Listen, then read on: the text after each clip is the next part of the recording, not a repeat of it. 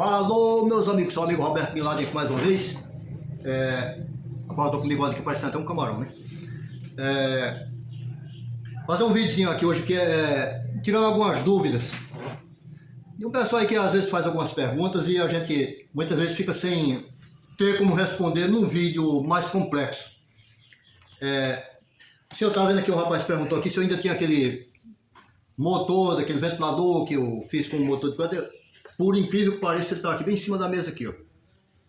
Acho que faz mais de ano, é um ventilador que eu fiz usando um motor de liquidificador.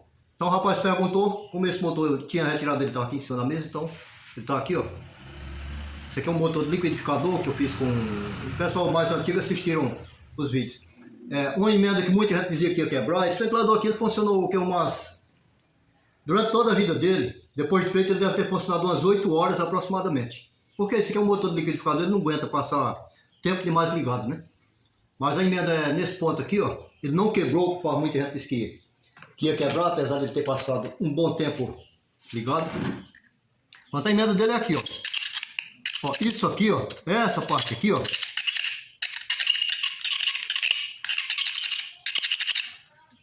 Essa parte aqui que tá parecendo uma sujeira de bucha.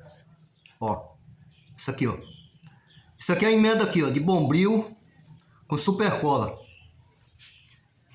Então ele funcionou durante umas 8 horas aproximadamente. Digamos 1 hora cada vez. Mas ele foi ligado mais ou menos durante umas 8 horas. Até porque quando eu estava fazendo ele, eu já disse que ele não era um ventilador de uso. Por quê? Motorzinho de liquidificador, de escovas, pá. Aí ele vai estar funcionando, jogando aquele pozinho da escova para cima da pessoa. Quer dizer, isso aqui foi somente uma experiência. Aqui, quem assistiu esse vídeo aqui, se voltar lá atrás, o que foi que quem assistiu esse vídeo aprendeu? Aprendeu que você consegue tirar o eixo de um induzido e colocar um outro eixo no mesmo induzido. Correto? Correto. Então, vocês aprenderam isso. Esse aqui foi retirado o eixo do induzido para colocar esse eixo de ventilador de 8 milímetros. Correto? Correto. Isso aqui era um liquidificador normal. Isso aqui era de um liquidificador mundial, se não me falha a memória. Então ele tinha aquele eixozinho de liquidificador e foi retirado o eixo que estava no induzido para colocar esse aqui. Aprenderam também como fazer uma emenda no eixo.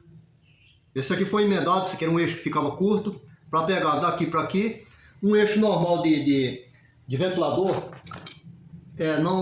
não alcançava, que era, no caso era um eixo como esse aqui, ó. Ele não alcançava para ele se bater aqui e ficar e não bater na grade. Então aqui foi feito cortado, foi feita uma emenda no eixo.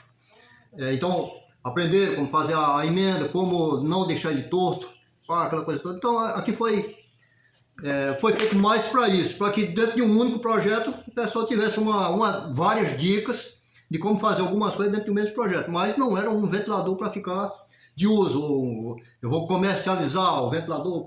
Houve algumas críticas, porém a gente faz alguns projetos para mostrar como se faz algumas coisas, algumas dicas dentro daquela parte ali. O motor está aqui porque eu vou precisar de um induzido que tenha eixo de 8 milímetros para um liquidificador, só que eu não tenho um induzido de 8 milímetros o eixo. Todos os induzidos que eu tenho aqui é de 6 milímetros de liquidificador normal. Então eu vou fazer o que? Eu vou tirar esse induzido aqui, vou colocar um eixo de 8 milímetros, que na verdade eu vou fazer o eixo, porque o eixo que está lá no liquidificador ele não serve. Então eu vou fazer um eixo para o liquidificador, colocar nesse aqui, colocar esse aqui de volta no liquidificador, que é um liquidificador que está ali, que eu já procurei e eu não encontrei um induzido para ele, para colocar aí, mas é um liquidificador que dá para funcionar ainda. Na verdade é um projeto, é uma coisa que eu cismei de fazer, não é nem o cliente que quis. Eu peguei lá na casa dele e disse, eu vou levar e vou fazer. Seria um compromisso. Amém? Diga amém. Eu estava vendo ontem o vídeo hoje é mais só sobre besteira, mas eu vou mostrar um outro ventilador aqui, que é uma outra pergunta que o rapaz fez. Né? De como identificar um problema sem ter que abrir o ventilador todo antes de dar uma resposta para o cliente. Eu estava vendo lá no TikTok do Fábio Vicente, que ele nem coloca o nome dele, é User com um monte de números. Meu amigo Fábio Vicente, coloca o seu nome aí no seu TikTok aí pro pessoal ver. Rapaz, tem muito vídeo maneiro do Fábio Vicente. Eu não sei se ele está postando no canal, porque eu ando pouco vasculhando a internet, alguma coisa assim, e eu não reparei. Mas o Fábio Vicente ele tem muito vídeo bom. Ele tem um vídeo lá onde no vídeo ele faz um bocado de macho de abrir-rosca com um parafuso que tem muita visualização. Esse vídeo dele lá é um vídeo muito bom. O cara é bom mesmo de consertar placas de micro-ondas. O bicho é fera mesmo. Vale a pena você assistir os vídeos do Fábio Vicente, porque ele tem muitas dicas boas. Para placa de micro-ondas, para alguma coisa de eletrônica, os vídeos dele são melhores do que os meus. Talvez até de uma forma em geral, vamos dizer assim. Ele mexe com micro-ondas, com um bocado de coisa. Ventiladores, qualquer coisa que bater na mão dele lá. Porque ele trabalha no centro de São Paulo. No centro de São Paulo tem tudo. Eu aqui moro no interior, aqui a gente pega quase nada para consertar. Aí o rapaz estava falando lá, porque o Fábio Vicente chamou o display do aparelho de visor. Aí o cara falou que era errado, o nome é display. Muitas vezes a pessoa quem assiste os vídeos no YouTube, no Facebook, sei lá onde achou que... Muitas vezes não entende porque que quem posta os vídeos muitas vezes fala alguma coisa que ele acha que deveria ter falado outra. É porque assim, gente, quando a gente cria um vídeo para o YouTube, existe uma tradução para outros países. Amém? Diga amém. Jesus vem, glória ao Senhor Jesus. Eu acredito nisso, todo mundo deve acreditar, ou quase todo mundo acredita. Né? Sim, mas o meu assunto aqui é a tradução da coisa. Então é assim, ó. Eu falei em português aqui. Muitas vezes a tradução não sai boa, porque a minha gravação ela não é boa. A captação do som do meu celular aqui, ela não captou bem, aí o tradutor não consegue entender que palavra foi que eu falei. Até a minha dicção atrapalha a tradução lá do outro lado para quem vai assistir. Mas eu posso melhorar isso eu falando palavras corretas para que o tradutor entenda o que foi que eu falei. Entendeu? Então o camarada está eu estou aqui no Brasil gravando um vídeo e alguém está lá na Alemanha, vamos dizer assim, na França, onde for. O tradutor ele vai traduzir de português para alemão, para francês, para aquela coisa toda. Só que no meio das palavras que eu estou falando em português, eu coloco uma em inglês. Display. Pronto, o tradutor vai ter que se virar para entender o que é essa palavra display dentro da palavra portuguesa para poder traduzir para lá, para aquela outra língua, lá onde ele está traduzindo. Então muitas vezes a gente usa um termo brasileiro para que o tradutor tenha mais facilidade de chegar com a tradução lá do outro lado. Não ter ou então entregar uma mensagem errada lá do outro lado. Usar termos de gírias, por exemplo. O tradutor ele não sabe traduzir gíria. Por quê? Porque gíria para ele não existe. Se eu vou dizer que estou com saudade, eu posso dizer assim que eu tenho vontade de ver, eu tenho vontade de reviver aqueles tempos, de conviver novamente com aquela pessoa, com aquela coisa. Porque se eu colocar a palavra saudade, o tradutor ele vai ter dificuldade para traduzir essa palavra para outros idiomas. Então muitas vezes a gente que cria vídeos para o YouTube sabe que pessoas em outros países vão assistir, vão recorrer ao tradutor. Então essas palavras com outros idiomas, geralmente quando a gente está fazendo vídeo a gente evita falar em outros idiomas e traduzi-lo já para o nosso idioma para que haja uma facilidade maior para outros. Como eu falei, muitas vezes a gente não consegue fazer com que a tradução chegue boa do outro lado, porque a gente está às vezes gravando num ambiente aberto, muito barulho, assim em volta, não é um ambiente fechado. A nossa câmera muitas vezes não capta o som, porque a gente não está usando um microfonezinho ali pertinho ali, e o tradutor muitas vezes ele confunde a palavra e entrega outra. Mas também tem um recurso, depois que a gente grava um vídeo que vai postar, a gente pode conferir se a tradução está correta e a gente consertar. Só que um vídeo de 20 minutos você sai corrigindo palavra por palavra, aquilo ali é um livro. Principalmente eu falo pelos cotovelos, aí não tem como corrigir tudo aquilo ali, mas tem também como você ver antes como ficou a tradução e você corrigir para que não haja erro do outro lado. Não tem falar que, por exemplo, você chega, tá falando inglês aqui, você fala assim, rapaz, aquela mulher é a maior gatinha. Olha, se você fala que ela é a maior gatinha, aqui você está dizendo que ela é bonita, que ela é jeitosa, que ela é alguma coisa assim. Só que lá nos Estados Unidos, gatinha ela é uma ladrona, é uma ladroninha, é uma ladrinha. Você vai fazer um comentário lá, assistir um vídeo em inglês, você vai fazer um comentário como quem está rindo, você bota lá kkk, que a gente costuma colocar aqui. Para lá que isso aí é uma ofensa. porque KKK é os três, são 3 letras K, a quantidade de letra K, isso aqui leva a sigla de Ku Klux Klan, que é aquela turma lá da supremacia branca. Ou seja, é uma expressão misógina, racista, alguma coisa assim. Lá quando eles querem botar que estão rindo, eles botam LOL, L-O-L. A mesma coisa acontece no México, por exemplo, o mexicano bota J-A, J-A. Então muitas vezes a gente entendendo algumas coisas assim fica um pouco mais fácil, e muitas vezes alguém não entende isso e faz um comentário no vídeo, por que você falou desse jeito? Você falou errado, pá. Mas a coisa é desse jeito, a gente entende e a gente também entende que quem está assistindo o vídeo não entende. Então é somente uma explicaçãozinha aqui que eu estou dando. Meu amigo Fábio Vicente, esse assunto todinho foi só por causa de um comentário lá não estou dizendo que o rapaz lá que comentou tivesse errado, porque ele deve ser amante do americanismo, porque display, a palavra display quer dizer mostrar, é do verbo mostrar. Então se você disser mostrador, você quer um mostrador, relógio de ponteiro. O que é que relógio de ponteiro tem a ver com eletrônica? Nada. Porém no inglês, o relógio de ponteiro, aqueles orientes antigos, aqueles bem antigão, com aqueles 2 ponteiros lá correndo ali em cima. Aquilo ali lá é display. Mas não é de cristal líquido, ele não tem nada a ver. Tudo que é um mostrador, quando você olha e vê alguma coisa, é um display. Então não adianta você chegar a pegar uma pecinha de um micro-ondas, aquele displayzinho, e dizer display, a menos que você esteja mostrando a peça. Pá, tá aqui a peça aqui. Display. Display é isso aí. Entendeu? Agora que eu falei sobre o ventilador, já enrolei demais com esse negócio de coisa. Esse aqui, ó, eu trouxe esse aqui, porque esse aqui é um ventilador que está aqui parado aqui, e talvez seja o assunto que o rapaz perguntou. Ele perguntou assim, ó, como eu vou dizer para alguém que o ventilador dele está queimado, que o ventilador dele está totalmente, tem que trocar motor, rebobinar, alguma coisa assim, dá um preço alto pelo conserto, se eu não abrir o ventilador todo, não abrir o motor, aquela coisa toda. Em alguns casos dá para você fazer isso. Esse ventilador aqui é um exemplo.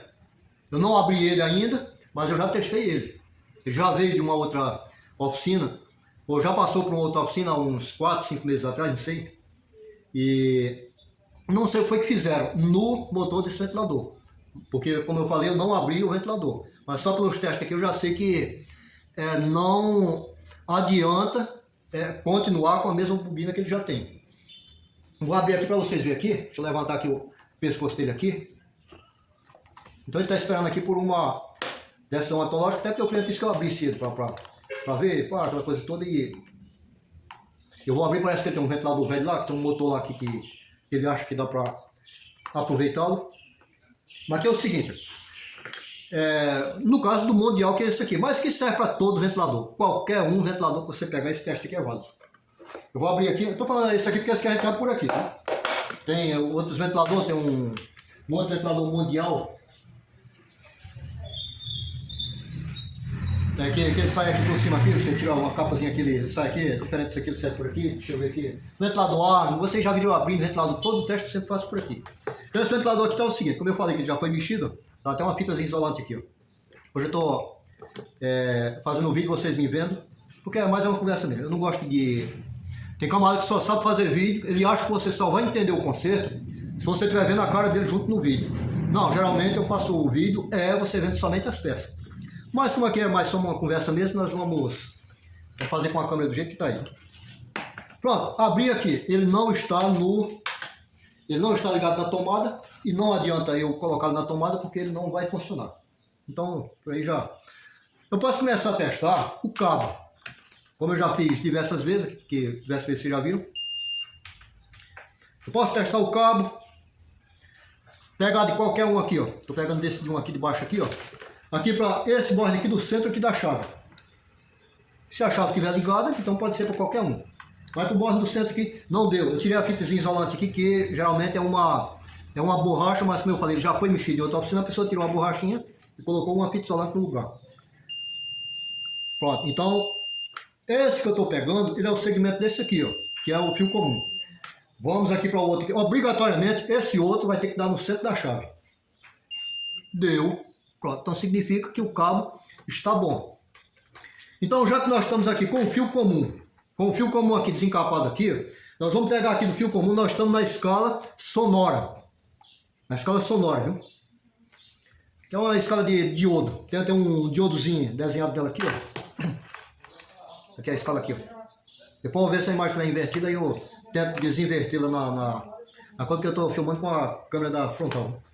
Então eu vou pegar aqui do comum aqui, ó. E vou trazer aqui para qualquer um desses três aqui, ó. O amarelo, de preferência o amarelo, o amarelo aqui não deu nada, para nenhum dos outros não deu nada aqui. Pronto, isso aqui vai me indicar o quê? Que ou está com o fusível térmico queimado, ou está com a bobina principal queimada. Mas aí eu não sei se é o fusível térmico ou se é a bobina. Para eu saber se é o fusível térmico, eu tinha que testar daqui lá para o capacitor. Porque se não der também no capacitor, então eu já sei que é fusível térmico. Mas aqui por baixo, que isso dá para saber. Agora nós vamos aqui para teste de bobinas. Bobinas propriamente dita. Ó, vou colocar aqui do amarelo para o branco. Do amarelo para o branco, se as bobinas estiverem boas, já vai dar isso, a bobina da segunda velocidade e da terceira. Pronto, aqui já não deu nada. Ó. Tá aqui nada, Kitibiriba. Deveria dar. Eu posso até baixar aqui a resistência ômica aqui pra gente ver. Nada, nada. E no 140, no 200 ohms aqui era para aparecer, né? Digamos que lá na escala de BIP não aparecesse, mas aparece. O ventilador começo aqui pode estar na escala de BIP que aparece todas as resistências. Pronto, isso aqui não tem nada. Depois aqui porque bateu aqui, viu? Mas aqui não deu nada. Branco. Esse aqui, ó, do amarelo para o verde que deu.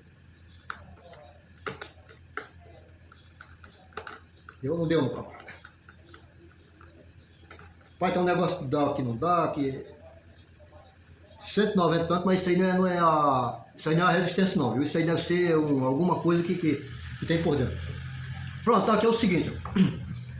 Se nós temos toda a certeza do mundo, lá no primeiro teste, daqui, ó, do fio comum. Deixa eu tirar já isso aqui, que é para não bagunçar o coreto e levantar um pouco mais, porque a minha iluminação aqui tá atrapalhando vocês aqui. Só para clarear um pouco mais. Ó, se eu testei aqui do fio comum e não deu para nenhum dos três, para o amarelo seria para ele que deveria dar, e depois, consequentemente, para os outros como retorno de coisa. Então eu ia imaginar o quê? Ou é fusível térmico ou é a bobina principal. Pronto, aí eu ia abrir ele para ter certeza se é fusível térmico ou a bobina principal. Pronto, só que aí eu não deixei só por esse teste. Eu vim testar também entre as bobinas dimerizadoras, que é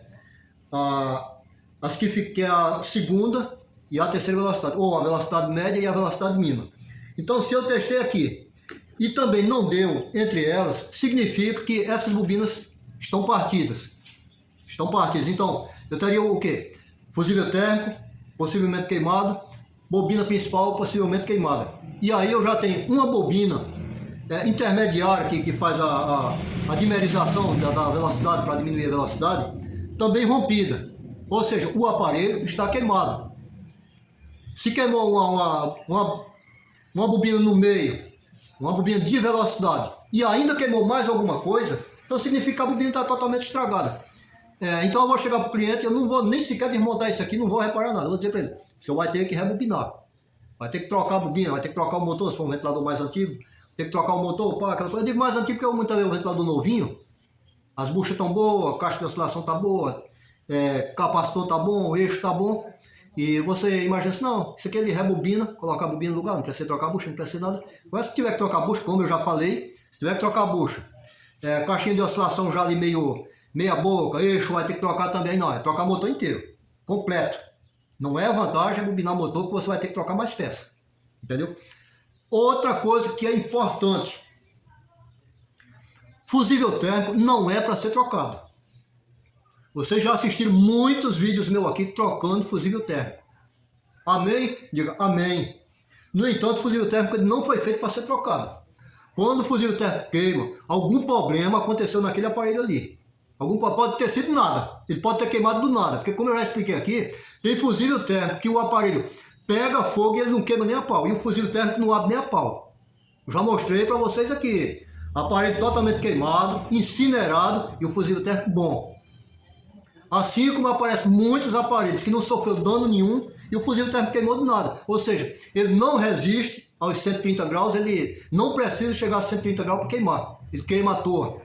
Ou talvez a corrente que passa por ele, meio ampere, 600 miliamperes já seja suficiente para queimá-lo, sendo que ele é para 2 amperes.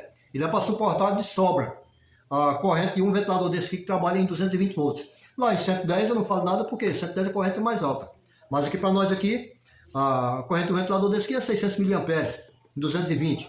Lá onde a tensão é 110, ela pode chegar a 1 ampere e 1.200 miliamperes, que é 1 ampere e mais 200 miliamperes. Aí já vai chegar próximo de 2, aí o fusível pode queimar com mais facilidade. Mas fusíveis térmicos, eles não é garantia nenhuma, nem de proteger o aparelho e nem de que seu aparelho nunca vai parar por conta do defeito dele. Os fusíveis térmicos eles não são para trocar, porque a queima do fusível térmico já é uma garantia para você de que aquele motor tem um problema. Então, como eu sempre digo, fusível térmico queimado, tá, então eu vou fazer uma ligação direta no aparelho, deixar ele funcionar por uns 10 minutos, aproximadamente, com a hélice no lugar direitinho, para eu sentir se ele está aquecendo, que problema está acontecendo com ele, para que eu simplesmente não coloque um fusível térmico nele, rodou e entrego para o dono, quando é no outro dia chega o dono aqui querendo me matar aqui, porque o ventilador pegou fogo na casa dele. Correto? Então, se fusível térmico fosse para ser trocado, ele era fácil de trocar. Ele ficava num lugar bem facinho. Igual os Arnos antigos. A Arnos foi a primeira fábrica de ventiladores a colocar fusível térmico no ventilador e era fácil. Você via ele. Você chegava ali com um alicatezinho para quem é colecionador de ventilador, conhece muito bem, como o Matheus, o pessoal das antigas consertou. Eu sou do tempo que colocava gilete em bucha de ventilador. O negócio de gilete eu posso falar depois. Eu chegava com o alicatezinho de bico desse aqui, aí chegava lá no fusívelzinho da Arnos lá, é só puxar ele para fora, aquele quadradinho que ficava encaixado ali, tinha até um lugarzinho de encaixado. Eu tenho até uns motores desses ali, mas não vou pegar agora não. Para tirar ele, tinha que pegava ele e dava uma rodada assim, ó. Rodava, o pescocinho dele enroscava no outro, pronto, o ventilador voltava a funcionar e ia funcionar. Aí pegava fogo lá no ventilador depois, aquela coisa toda lá e... Pronto, depois a Arnos deixou de fazer desse jeito aí e passaram a embutir o fusível térmico. Os protetores térmicos são piores ainda. O protetor térmico, a maioria fica dentro da bobina, de forma que muitas vezes é impossível você ter acesso a ele, só para que você não tire ele e não faça ligação direta nele. Entendeu? Porque, como eu falei, sempre que um fusível queima, é porque teve algum problema. Um disjuntor de uma casa, ele não desliga à toa. A menos que você tenha fechado um curto lá numa tomada e ele vai lá, desliga. Você pega uma máquina de solda e coloca lá numa tomada lá que ultrapassa a corrente do disjuntor, o disjuntor desliga. Muitas vezes ela ultrapassa a corrente do próprio circuito, né? Porque o circuito, o disjuntor, ele protege a fiação do circuito. Ele não protege o equipamento que está ligado. Ele está ali para proteger. Por exemplo, tem um fio 2,5 milímetros. Então eu vou colocar um disjuntor de 16 amperes, 15 amperes, vamos dizer 20 ali no máximo ali para nós aqui de 220, trabalhamos com 220 volts. Então se eu colocar um aparelho ali de 20 amperes, naquela fiação ali o disjuntor ele vai desarmar para proteger o cabo que está ali que não vai suportar 20 amperes. Isso aí dependendo da distância, né, do circuito. Tem circuitos que são longos e tem circuito que está bem pertinho ali da caixa de circuito. Então esses cálculos aí já não são válidos. Aí você já vai ter que calcular, porque quantos amperes suporta um fio de 2,5? Ah, suporta tanto pela tabela. Sim, a tabela é de 30 metros, meu filho. Muitas vezes você está com um circuito de 2 metros. 2 metros suporta infinitamente mais do que um fio que está aqui, o disjuntor aqui, e o equipamento está a 30 metros de distância, 80 metros. Quanto maior for a distância que tiver o equipamento, mais a bitola maior vai ter que ter esse fio. Vai ter que calcular para queda de tensão, qual a queda de tensão que o condutor vai suportar. Vai ser acima do limite permitido. Então vamos aumentar mais a bitola. Depois que você conseguiu dimensionar o cabo, aí vamos dimensionar um disjuntor para proteger esse cabo. Sempre se escolhe primeiro o cabo e depois escolhe-se um disjuntor que vai proteger aquele cabo em caso de curto-circuito ou de um aumento de carga lá no final do circuito. Pronto, então aqui a pergunta do rapaz aqui já está respondida. No caso de ventiladores, voltando aqui o ventilador, isso aqui é no caso de motor, de bobina do ventilador. Mas, cara, ele vem com problema na caixa de oscilação. Você já está vendo que o problema é na caixa de oscilação. Então o que é que tu vai fazer? Vamos trocar a caixa de oscilação. Para cliente, não tem aquele negócio de abrir, dar jeitinho. Isso aqui eu faço, esses jeitinhos aqui, porque como eu falei, eu moro no interior, um lugar onde não tem nada, coisa nenhuma. As pessoas se acostumaram com o jeitinho. As pessoas aqui se acostumaram com gambiarra. Por quê? Antes de eu chegar aqui, não existia ninguém que consertasse nada. Quem consertava já fazia gambiarra mesmo. Aqui não existe loja para vender peças, pelo menos aqui próximo. Então as pessoas aqui já sabem. Tudo que vai ser consertado aqui é pegar peças de equipamentos velhos. Ó, tudo aqui na minha oficina aqui, como é que é? Ó, cheio de bagaço velho de peça aqui, ó. Tudo para tirar peça. Tudo é ventilador ali que não presta. Somente para tirar peça para consertar outro. E as pessoas estão acostumadas. Tanto que aqui não existe garantia. Nenhum aparelho daqui sai com garantia. Seu fulano. Ah, a hélice se quebrou a hélice. Você tem uma hélice? Tenho. Eu vou por ali, ó. Minhas hélices estão até acabando, eu vou ter que trazer outras. Aquilo ali tudo é hélice velha. Eu vendo por quanto a hélice daquela ali? Cerca de 20 conto. O cara vai levar com garantia? Não. Ele sabe que é uma hélice de um ventilador que foi usado. Foi pro lixo. Eu achei no lixo, tirei a hélice. A garantia que ele tem tá abanando, tá. Tá trepidando, tá. Então vamos pegar outra e colocar. Mas se ela se quebrar lá na casa dele, quebrou. Ele vem aqui, paga outros 20 conto e leva outra. Mas garantia ele não tem. Ele tá levando. Ele sabe que tá levando uma coisa usada. Mas na sua oficina, que é diferente, como eu falei, isso aqui meu aqui nem sequer é oficina, isso aqui é um estúdio de gravação. As pessoas têm ciência disso aqui. Faz mais de 3 anos que eu parei na época da pandemia, eu já anunciei que eu não trabalhava mais. Eu deixei de fazer visita durante a pandemia, e durante a pandemia eu já anunciei, eu não tenho mais oficina. O que vier para cá vai ser para um estúdio de gravação, e eu vou usar o equipamento para fazer vídeos, você paga. Então hoje eu saio, vou em fazenda, consertar uma forrageira, faço uma coisa para lá, não é emergência, mas... E as pessoas me pagam do meu jeito, como se fosse um conserto. Como se fosse alguém que está consertando. Legal, mas ele está pagando por quê? Porque se eu não quiser ir, eu não vou, porque não é oficina, aí eu vou prestando um favor ao camarada. Muitas vezes ele está me pagando nem a mão de obra. É o favor que eu estou fazendo de dias. Eu vou de madrugada, cara. Qual é a eletricista que como médico, essa coisa de madrugada? Eu estou cansado de sair 2 horas da manhã para ir me fazendo aí, para esse pessoal aí. Chuva, trocar disjuntor de poste debaixo do pau d'água no invernozão desse aqui. No Nordeste está chovendo muito. Muito mesmo. E defeitos em instalação elétrica dá muito. Quantos eletricistas você acha que vai subir num poste debaixo de chuva para consertar? O cara com um gado passando fome lá com a forrageira parada, com tudo parado dentro de uma fazenda. Antigamente, as fazendas tudo hoje funcionam com energia elétrica. Meu vídeo está ficando longo, mas... Para terminar disso aqui, a caixa de oscilação está com problema? Tá. Caixa de oscilação nova para... chave aqui tá com problema? Tá. Pronto, então essa resposta eu já dei. Tudo é novo, pronto, acabou, morreu. Zé Fininho, se você mora em São Paulo, centro de São Paulo, Rio de Janeiro, nada de sucata, tudo troço novo, pronto, já era. Como eu tava falando, nós estamos no inverno. E aqui no Nordeste, aliás, no Brasil, são poucos os lugares onde tem um agricultor que não tem um poste. Lá de frente à casa daquela pessoa. Aqui no Nordeste, em todo canto, todo buraco que você tem um poste. Vocês veem nos vídeos aí, eu em buraco que parece até que eu próprio não sei onde é. Mas quando eu chego lá, tem um poste lá com energia, tem uma antena parabólica, tem tudo funcionando bonitinho. E aquela casa, muitas vezes, está a 30 km da civilização. A casa mais próxima daquela ali está a cerca de 30 km. Mas a energia elétrica chegou lá. Algum vento foi lá, cavou um poço profundo lá na casa do camarada. Muitas vezes era mais fácil, mais barato pegar o camarada, construir uma casa para ele na cidade. Rapaz, vem morar aqui onde já tem um poste, onde já tem água encanada. Não, mas o governo vai lá e bota um poste lá, aquele negócio de luz no campo. Luz para todos. Isso aí de 2000 para cá, depois feito isso aí, né? Então, antigamente era assim. Então, hoje em dia, toda fazenda ela depende de eletricidade. Porque as fazendas hoje elas não têm mais motor a óleo diesel, aquela coisa toda. Então, faltou energia numa fazenda, pronto, morreu. Acabou, não dá mais para... Alguém vai ter que ir lá e consertar. Então são poucos eletricistas que no inverno brabo desse aqui, vai numa fazenda para mexer numa parte que está fora da fazenda, num local todo molhado. Eu já troquei disjuntor em padrão geral da entrada, com água na canela. O cara me deu uma bota de borracha, quando eu entrei que pisei, a bota encheu d'água. E eu vou lá, e não tinha como desligar lá em cima, por quê? Porque era cabo concêntrico. Era cabo concentrado. Você não ia poder cortar o cabo, que era da concessionária. A concessionária veio, procura um eletricista. Aí o cara chegou, velho. Rapaz, eu chamei fulano, ele foi lá. Ele foi embora. Mas só que ele não me falou que o poste estava dentro de uma lagoa. Quando eu chego lá, o poste dentro de uma lagoa lá, vamos trocar isso aqui. Juntou trifásico. E assim acontece.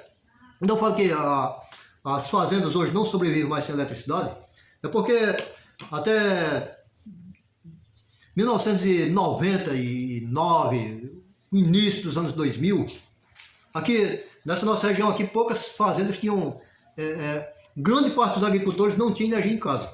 As fazendas tinham, mas aqueles agricultores menores, que tinham gado, 10 cabeças de gado, 8, agricultura familiar, eles não tinham energia. Era na lamparina, aquela coisa. Então o gerador de energia, aqui tinha muito mesmo. Era igual a Índia. Você vai assistir um vídeo indiano, você só vê um vídeo chinês, que esses países eles não levam energia para o campo.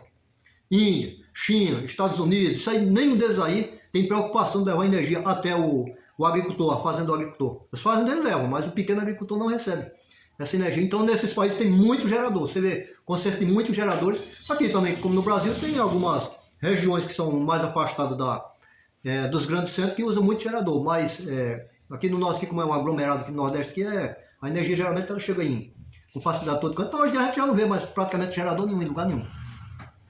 Então aqui antigamente os vaqueiros, aqueles vaqueiros lá dos anos 80, que até já morreram, eles pegavam, eles faziam desmontar um motor a diesel, aqueles motor a gralha a diesel, eles pegavam, desmontavam aquilo ali, vinham na loja aqui, comprava junta, comprava anel de segmento, comprava tudo, e eles próprios chegavam lá e consertavam os motores de tão popular que esses motores eram aqui no Ceará na época. Por quê? Porque eles usavam aqueles motores ali para gerar energia dentro da pequena propriedade dele, usavam um outro motor para ativar a bomba d'água, para girar a bomba d'água, outro motor para girar a forrageira, para cortar capim. Então, aqueles motores eles eram muito populares.